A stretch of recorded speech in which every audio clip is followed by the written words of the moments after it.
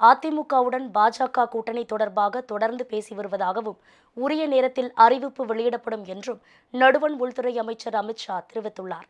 டெல்லியில் தனியார் தொலைக்காட்சி நடத்திய நிகழ்ச்சியில் நடுவண் உள்துறை அமைச்சர் அமித்ஷா பங்கேற்று பல்வேறு கேள்விகளுக்கு பதிலளித்தார். அப்போது பேசிய அவர், தமிழ்நாடு மிக மிக முன்னேறிய மாநிலம் என்றாலும் அண்மை காலமாக தமிழ்நாட்டின் ஒட்டுமொத்த வளர்ச்சி முழுமையாக பின்தங்கியுள்ளது என்றார். அதற்கு திமுக அரசின் தவறான கொள்கைகளால் ஏற்பட்டிருக்கும் குழப்பங்கள்தான் முக்கிய காரணம் என்றும் அவர் கூறினார். தமிழ்நாட்டில் இளைஞர்களுக்கு வேலை இல்லை என்ற அவர், திமுக ஊழலில் திளைப்பதால் தமிழ்நாட்டில் உள்ள தொழிற்சாலைகள் வேறு மாநிலங்களுக்கு ஓடிக்கொண்டிருக்கின்றன என்றும் கூறினார்.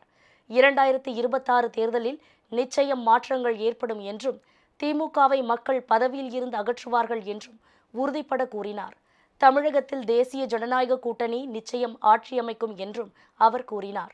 அதிமுகவுடன் பாஜக கூட்டணி தொடர்பாக தொடர்ந்து பேசி வருவதாகவும் தற்போது பேச்சுவார்த்தை திருப்திகரமாக சென்று கொண்டிருப்பதாகவும் தெரிவித்தார்.